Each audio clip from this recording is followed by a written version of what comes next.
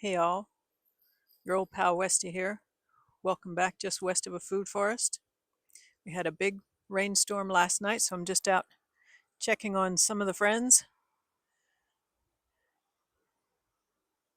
The elderberry did fine, got blown around a little bit, but these stems are mostly bending over because of these massive fruit clusters that are developing.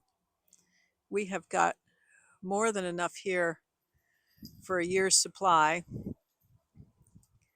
of antioxidant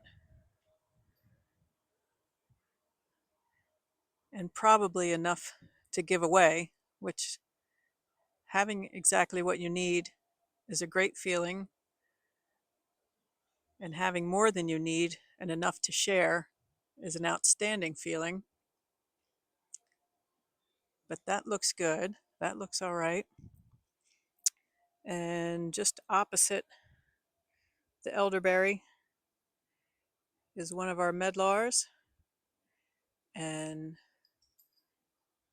just loaded with fruit this year. And the tree looks good, so I'm going to leave these develop for the time being. Something's chewing up the leaves here. We have grasshoppers this year, not very many Japanese beetles, so I'm thinking this is probably grasshopper damage, but not too bad. Our hybrid Maypop vine has not come back this year from the winter, um, so that happened. But I brought my 2 pots of cucamelons from the front yard, and they seem happy enough. And we've got some little teeny tiny cucumbers coming on, and I am seeing small iridescent bees out here, not nearly the number of bees we have had in the past, so not a great bee year, but the cucamelon vine is really going quite crazy. And another fatality we had in the spring from the winter weather, I think, is this Atwood KSU pawpaw. And what happened, I think, is that she started putting out leaves, and then we had a freeze, a very hard freeze. And I think there was too much liquid sap in the branches, and she froze solid. We have other pawpaws that didn't leaf out quite so fast, and they did fine. Now, what's very interesting here is I just left it in. Atwood is a grafted tree, so there is a wild type seed grown rootstock in the ground, which has been there for 3 years. So we've got a 3-year-old taproot, and she has thrown up these water sprouts, and I'm just going to leave them because this is a group of maybe, oh, what, four? One? Yeah, four new trees here at least. So my hope is that they will lignify and get through the winter.